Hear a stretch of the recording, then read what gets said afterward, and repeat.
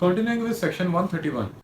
procedure in respect of person present in court. जब बंदा हाजिर ही है कोर्ट में तो क्या प्रोसेस होगा? If the person in respect of whom such order is made, कौन सा ऑर्डर 130 वाला order is made, is already present in court, it shall be read over to him, और if he so desires substance thereof shall be explained to him. तो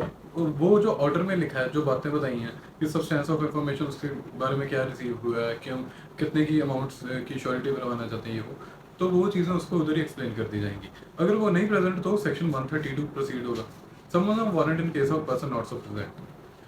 If such person is not present in court, the magistrate shall issue such a summons requiring him to appear, or when such a person is in custody, a warrant, अगर वो custody में है तो warrant directing the officer in whose custody he is to bring him before the court। तो कहते हैं अगर वो बाहर है तो समन भेज देंगे, अगर वो ऑलरेडी कस्टडी में है तो वारंट भेज देंगे। Provided whenever it appears to such a magistrate upon the report of a police officer or upon other information, the substance of which report or information shall be recorded by the magistrate, that there is a reason to fear the commission of breach, कि मतलब जहाँ पे ये है आशंका की commission of breach हो सकती है पीस की, जब भी ये लगेगा मजिस्ट्रेट को upon the report of police officer या अदर इंफॉर्मेशन सब्सटेंस और report of information shall be recorded by the, या अदर इंफॉर्मेशन के द्वारा जो रिकॉर्ड करेगा मजिस्ट्रेट, और there is a reason of fear that commission of breach of peace हो सकती है, या ब्रीच ऑफ पीस प्रिवेंट नहीं करी जा सकती other than immediate arrest of such person, तो वो मजिस्ट्रेट उसका वारंट इशू कर देंगे अरेस्ट का, कि पता है कि ये वाला ऑफेंस हो ही जाएगा तो वारंट इशू कर देंगे उस ऑफेंस का, कंप्लेंट पर, इंफॉर्मेशन पर, पुलिस ऑफिसर की रिपोर्ट पर, ऐसी सिचुएशन में कहने का मतलब, which is very common sensical also, कि ऑफेंस थोड़ा होने देना, उसको रोकने के लिए तो हम ये सब कर रहे हैं। Section 133, copy of order to company summon और वारंट, कहता है कि एवरी समन और वारंट जो भी भेजे जाएंगे समन वारंट, उसके साथ कॉपी भी जाएगी ऑर्डर की जो 130 में किया गया है, और वो वाली copy shall be delivered by the officer serving और एग्जीक्यूटिंग, प्यादा खुद ही वो साथ में कॉपी ऑर्डर की लेके जाएगा और उस बंदे को दे देगा या अरेस्ट कर लेगा as per circumstance. Section 134, power to dispense with personal attendance. The magistrate may, if he sees sufficient cause, dispense with the personal attendance of any person called upon to show cause why he should not be ordered to execute upon for keeping peace or good behavior, and may permit him to appear by an advocate। कहते हैं कि उसकी personal attendance को मना कर सकता है, रोक सकता है। वो कैसे, मतलब रिक्वायरमेंट नहीं होने दे सकता इस चीज़ की, वो ऐसे कि मैजिस्ट्रेट चाहे तो उसको लगता है कि सफिशिएंट कॉज है टू डिस्पेंस, अगर मैजिस्ट्रेट को लगता है कि पर्सनली अटेंड ना भी होए, बस ऐसे ही अपने बिहाफ पे एडवोकेट को भेज के वो शो कॉज बता दे कि क्यों उसके खिलाफ ये बॉन्ड नहीं होना चाहिए, तो वो फिर एडवोकेट के द्वारा भी अपेयर हो सकता है। ये बात वो समन्स में लिख सकता है। Section 135, inquiry as to the truth of information, ये है इंक्वायरी जो सेक्शन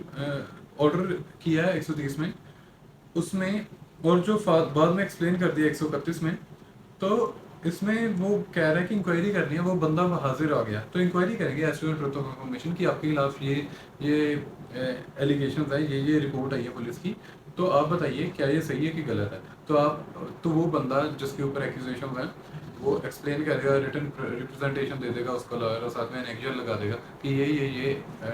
एविडेंसेस डॉक्यूमेंट्स के आधार पे हम इनोसेंट हैं, तो हमसे बॉन्ड ना करवाया जाए। तो क्या है कहता, ये तो प्रैक्टिकली बता दिया, अब थ्योरी पढ़ लेते हैं।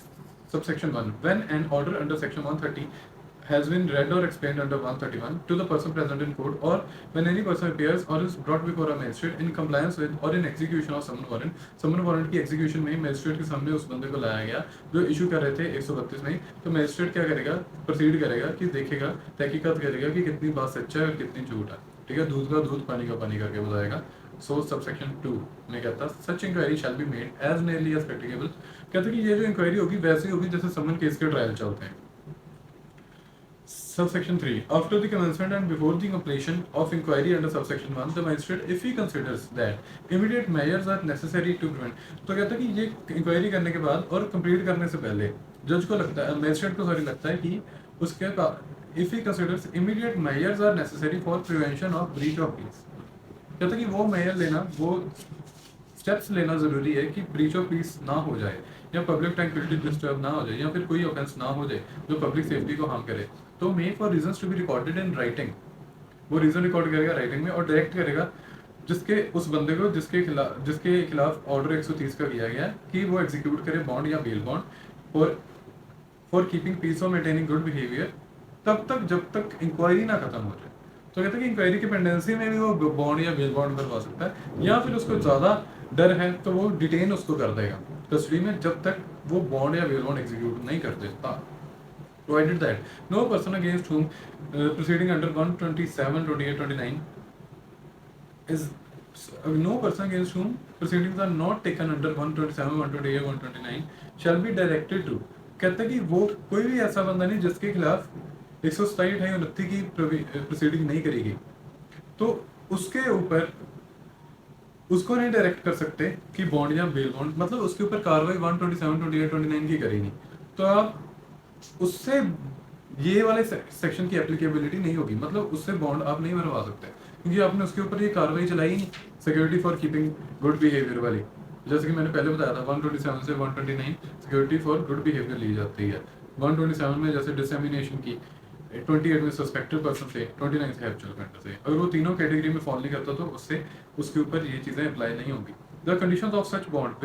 whether as to the amount thereof or as to the provisions of sureties or the number thereof or the pecuniary extent of their liability, shall not be more onerous than those specified in the order। कहते हैं कि अगर जो conditions है bond की और उसमें जो पेक्यूनियरी लाइबिलिटी की बात करी गई है, प्रोविजन ऑफ श्योरिटी और द नंबर देयरऑफ और द पेक्यूनियरी एक्सटेंट, यानी कि 50,000 के आपने बॉन्ड बनने को कहा है, तो shall not be more onerous condition of such bond whether as to the amount thereof or as to the provisions of the sureties or the number thereof। कहता कि ये चीज़ें उसकी हिला नहीं सकते क्योंकि जो ऑर्डर में पहले लिख दिया था उसके एज पर ही चलेंगे। अब कोर्ट में आके इंक्वायरी के बाद आप ये नहीं कह सकते कि नहीं 50,000 की नहीं, अब लाख की बेल भरो, तो ये ऐसे नहीं चेंज नहीं कर सकते बाद में। Subsection 4. For the purposes of this section, the fact that a person is habitual offender or is so desperate or dangerous as to render his being at large without, कहते हैं कि कोई बंदा हैप्चुअल ऑफेंडर है या फिर वो बहुत डेंजरस है सोशल सिक्योरिटी के लिए, तो ये चीज़ हम प्रूव कर सकते हैं by evidence of general reputation और अदरवाइज। उसकी जनरल रेपुटेशन, उसके एंटीसीडेंट सारा कुछ दिखा के हम प्रूव कर सकते हैं कि वो बंदा ऐसा ही है। Subsection 5, where two or more persons have been associated together in the matter under inquiry, they may be dealt with in the same or separate inquiries as the, कहते कि ज़्यादा बंदे पकड़े हैं तो उनकी इकट्ठी इंक्वायरी चला सकता है मजिस्ट्रेट या अलग अलग। Subsection 6, inquiry under this section shall be completed within a period of 6 months. Inquiry 6 महीने के अंदर अंदर कंप्लीट होनी चाहिए, इसके ऊपर एमसीक्यू पूछ सकते हैं। From the date of its commencement and if such inquiry is not completed shall on the expiry of the set period stand terminated and for special reasons to be recorded in writing. कहता है कि 6 महीने के अंदर अंदर inquiry होगी नहीं तो टर्मिनेट हो जाएगी, और अगर कंटिन्यू करनी है तो स्पेशल रीजन रिकॉर्ड करेगा magistrate. Provided that where any person has been kept in detention pending such inquiry, the proceeding against that person, unless terminated earlier, shall stand। कहते ही बंदे को डिटेन करके रख लिया इंक्वायरी की पेंडेंसी में, और जो प्रोसीडिंग हो रही है उसके खिलाफ against that person unless terminated earlier, कि या तो वो प्रोसीडिंग टर्मिनेट कर दी जाए, होगी नहीं हुई तो उस डिटेंशन से 6 महीने के बाद वो automatically bye all means terminated मान ली जाएगी, क्योंकि इतना डिटेन करने की ज़रूरत बनती नहीं है। तो सेक्शन 7, इस वजह से ये लॉ बनाया होगा उन्होंने for the protection of prisoners कह लो, डिटेन्यूज कह लो। Subsection 7, where any direction is made under subsection 6 permitting the continuance of proceedings, the session judge may, on the application made to him by aggrieved party, vacate such direction if he is satisfied that it was not based on special reason or cause purpose। कहते हैं कि कोई भी direction ऐसी थी subsection 6 के तहत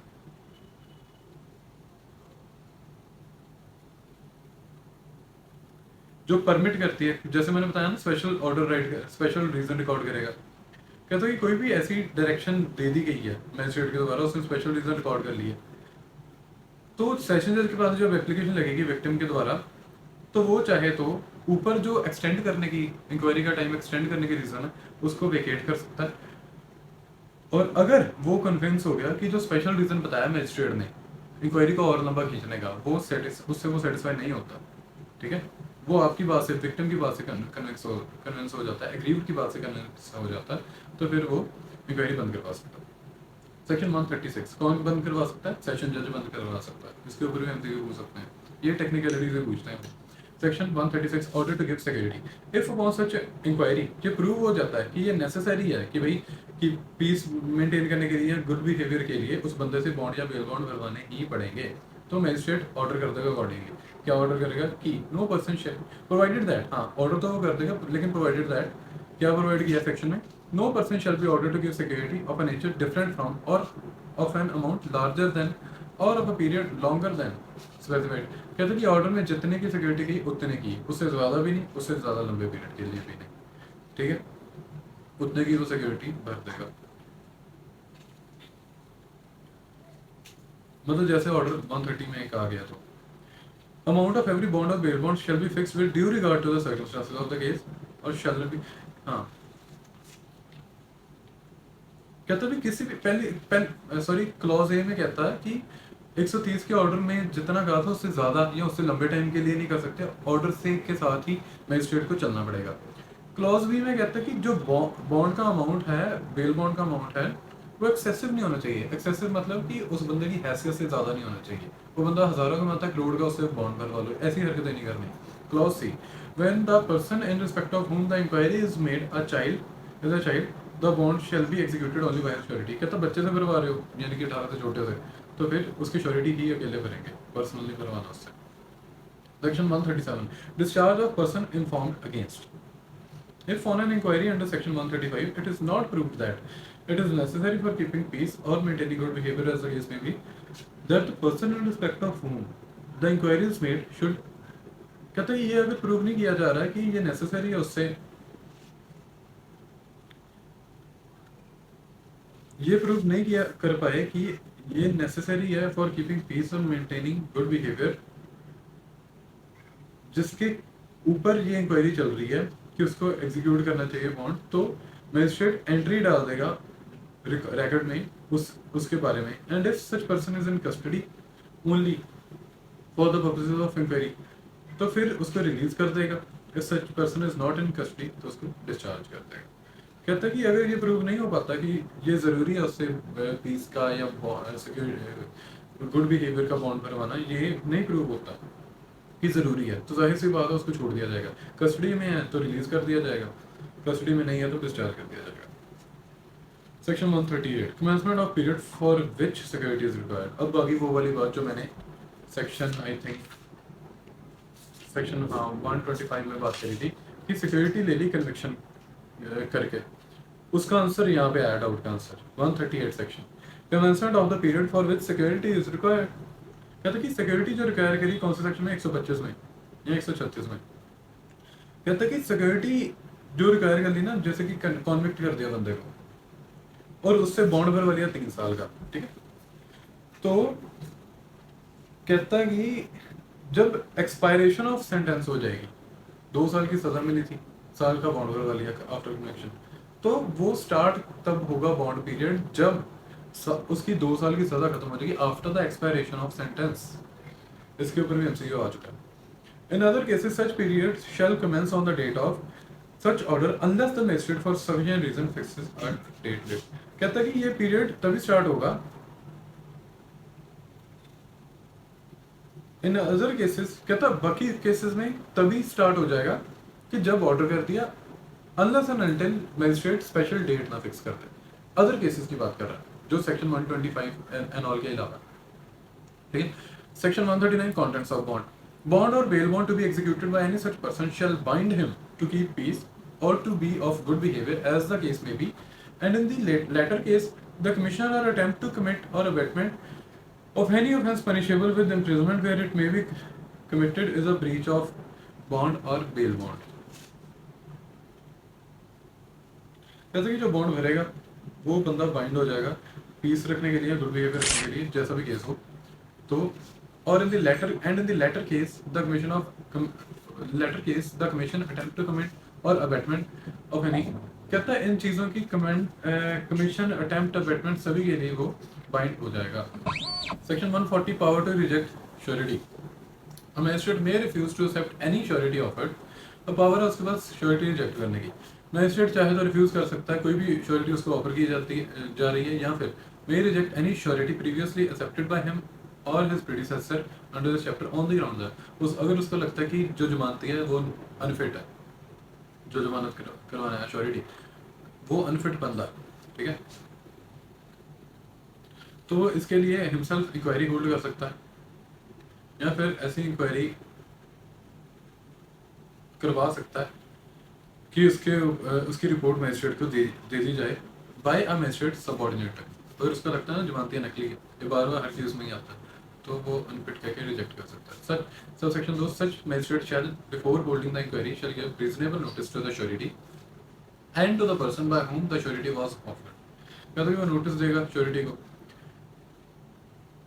उस बंदे को भी जिसने जो वो श्योरिटी लाया, and shall in making the inquiry record the substance and of the evidence adduced before. कहते कि वो सब्सटेंस रिकॉर्ड करेगा, बातें रिकॉर्ड करेगा, चीज़ें रिकॉर्ड करेगा, जो भी एविडेंस उसके सामने हुआ उन्होंने मतलब जो बातें उसके सामने हुई, तो एविडेंस को फिर कंसिडर करने के बाद अगर वो सेटिस्फाई हो जाता है, अगर वो सेटिस्फाई हो जाता है after considering the evidence he gate satisfied, तो जो उसने डिप्यूट किया था मैजिस्ट्रेट और जो उसकी रिपोर्ट थी मैजिस्ट्रेट की, जो उसने कहा था अपने नीचे वाले को कि रिपोर्ट लेकर आए इसकी इंक्वायरी करके, और रिपोर्ट आती है कि जो श्योरिटी है वो अनफिट बंदा है बेल बॉन्ड करने के लिए, तो फिर वो ऑर्डर दे देगा कि भाई रिफ्यूज़ कर दी, ठीक है, बॉन्ड बेल बॉन्ड रिफ्यूज़ कर दी. Provided that before making an order rejecting any surety who has previously been accepted, the magistrate shall issue his summon or warrant as his things will, and cause the person for whom the surety is bound to appear or be brought before him. कहता कि rejection करने से पहले वो magistrate समन या warrant issue कर देगा उस श्योरिटी को जिसकी श्योरिटी पहले एक्सेप्ट हो चुकी है, उस श्योरिटी को समन या वारंट इशू कर देगा और उस बंदे को कहेगा and call the person for whom the surety is bound to appear or to be brought before him.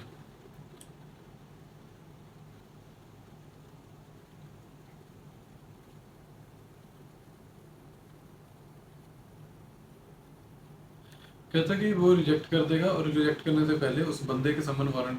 दोबारा से इशू कर देगा उस बंदे के जो जमानतियाँ लेकर आया था और जिसका जमानतियाँ अनफिट निकला, उस बंदे को दोबारा से समन वारंट कर देगा कि आप आ जाओ और दोबारा से कोई और जमानतियाँ लेकर आओ और भरो अपनी surety. That was all for today. Thank you.